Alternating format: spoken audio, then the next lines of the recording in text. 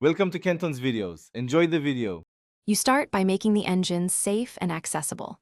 Kill the ignition or disconnect the battery, then remove the spark plug cap to prevent accidental starting.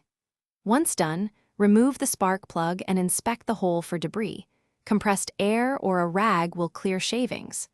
Choose the compression tester adapter that matches the plug thread and hand thread it into the cylinder until snug to avoid cross-threading. Make sure the tester hose is secured and the gauge is visible before you proceed to cranking.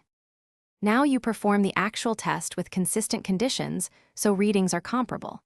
Set the choke and throttle position the same way each run, usually choke on for a cold test and throttle wide open for airflow. Crank the engine through 4 to 6 compression strokes while watching the gauge. Note the peak PSI when the gauge stops rising.